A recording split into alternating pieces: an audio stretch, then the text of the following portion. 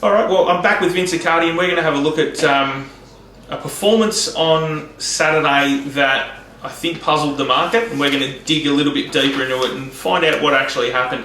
That was Catkins. She's been an ultra-consistent mare for some time now, and she was set out. She was a short price favourite, and she got rolled. So we're going to have a bit of a dig in and see what actually happened to get to that stage. Yeah. Can you shed any light on it from someone who took the shorts, Vince? Yes, well, I would have been like many other people, very, very confident that Catkins was going to take a power beating.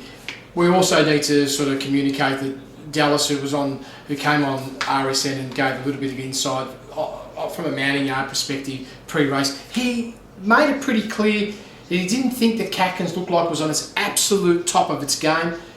Obviously, he couldn't knock the horse in terms of overall, the way it presented, but he did believe that horse, Catkins, had presented even better than that. So that was probably the starting point. Well, that also shows how the products work in well with one another. Yes. You have to almost get that mounting yard intelligence, because it can be the missing link.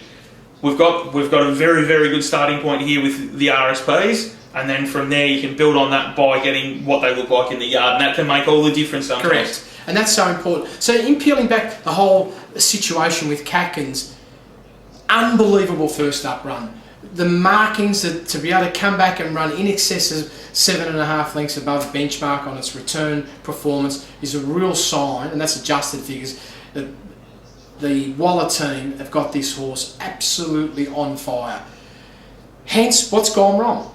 So when peeling back the figures of what had taken place on Saturday, the first thing we notice is when we look at the early race pace set by Two Blue, travelling at around 3.8 lengths above benchmark, this is a comfortable speed for Catkins to be able to handle. Yeah. If it wants to, it could easily sit a length and a half, 2 lengths off that lead pace and be cruising. So that's the first step. So here we are, Catkins is travelling 2 lengths below benchmark.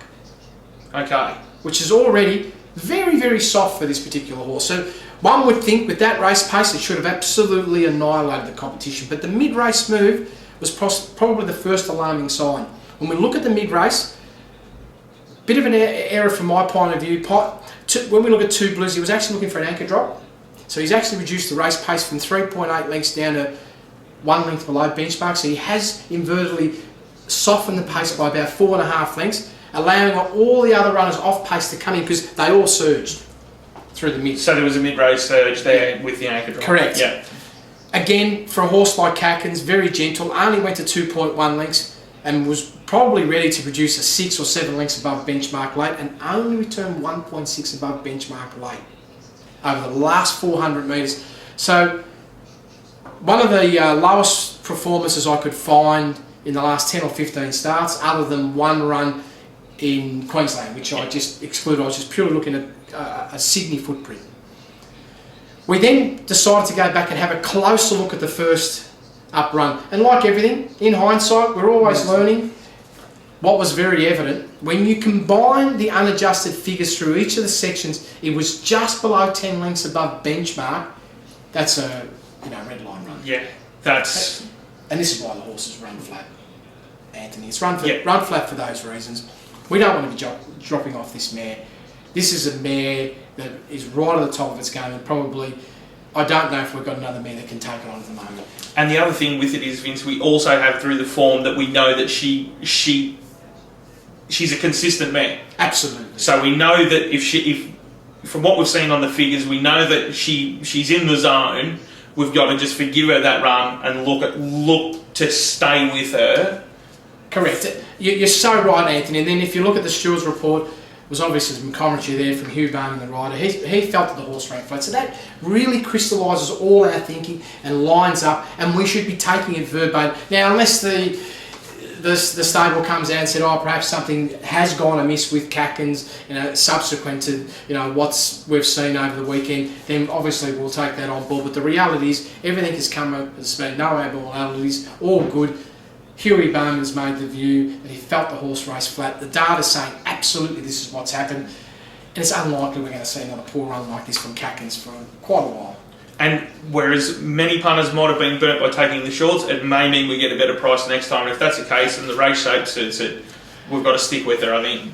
Well, Anthony, like all things, thank goodness we got a little bit of intel on the day from our good man Dallas Baker, but we also were fortunate enough that we had a strong positive on peeping, and that at the big price that allowed us from a race speed profile point of view to have a little bit of a hedge. But I was certainly of the belief that Catkins was far too good, and we'll see the rebound. And that also backs it up there. If you shouldn't have lost on the race, No, because you had peeping there, she would have been a nice result, and you could have at least saved on her. So Correct. even no matter how you sort of stake them or whatnot, you should have really nailed that race. You should have got a nice result.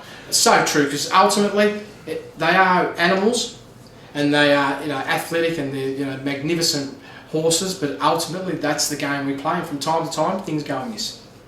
Beautiful, Vince. I'm going to catch up with Vince again next week, and we'll pour over some more figures then for the races coming up this grand final long weekend. So I'll also be catching up with Darren Potter on Thursday to do a preview of Moya Stakes Night on Friday night and Turnbull Stakes Day on Sunday. And also the PBL chat room will be working both days this weekend. It'll be up for the Epsom Day and also Turnbull Day. So definitely join in there. There's plenty of us in there. It's always good banter. And as always, thank you, Vince, for your time. Thank you, I'll see you Anthony. again next week. Look forward to it.